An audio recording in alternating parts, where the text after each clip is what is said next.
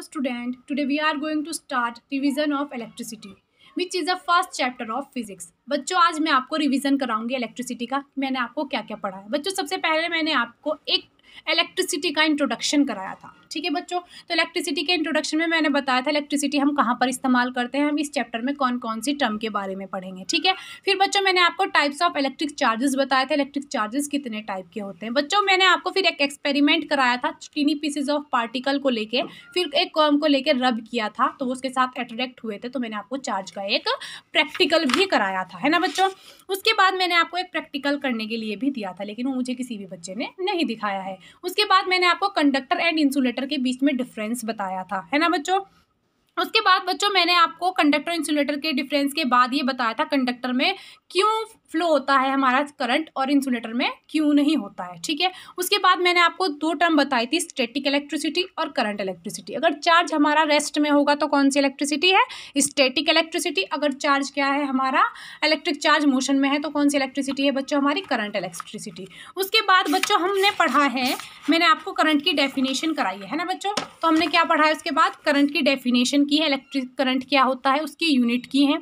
उसके बाद बच्चों मैंने आपको पोटेंशियल डिफरेंस बताया है ना। पोटेंशियल डिफरेंस के बाद मैंने आपको बताया है ओम्स लॉ बताया है मैंने आपको, ठीक है, उसकी यूनिट बताई है। उसके बाद रेसिस्टेंस एक टर्म आई थी, उसको बताया रेसिस्टेंस क्या होता है, और ये बताया था रेसिस्टेंस किस किस फैक्टर के ऊपर डिपेंड करता है, ठीक है बच्चों। उसके बाद मैंने आपको बताया था रियोस्टेट के बारे में, ठीक है। उसके बाद मैंने आपको बताया था रेसिस्टिविटी के बारे में, रेसिस्टिविटी क्या होती है बच्चों।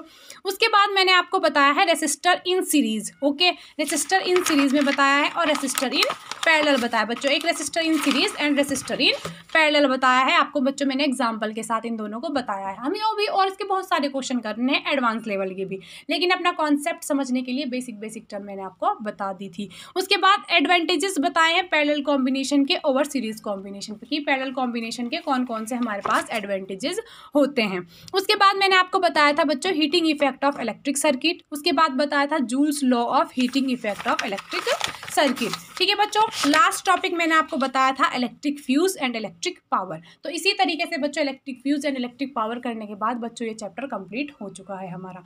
मैंने इसका टेस्ट भी लिया है, ओके। अब बच्चों का अच्छा परफॉर्मेंस भी रहा है, लेकिन हमें थोड़ा और इसका लेवल इंक्रीज करना है, इसके क्वेश्चन आंसर और करने हैं, ठीक है बच्चों। तो ये इस चैप्टर में है, आप मैच कर लेना कि आपने कौन कौन सा टॉपिक कॉपी में नोट किया हुआ है। मैंने सारे इसके एक पिक भी लेकर के आपके पास सभी भेज रखी है, अगर किसी बच्चे के पास ना हो तो मुझे बोल दे, मैं आपको दोबारा सेंड कर दूंगी। उसके अलावा ये आपको कॉपी में नोट डाउन होना चाहिए, आपको याद होना चाहिए। अगर कोई टॉपिक याद नहीं है तो आप दोबारा मुझसे पूछ सकते हैं, ओके। Thank you.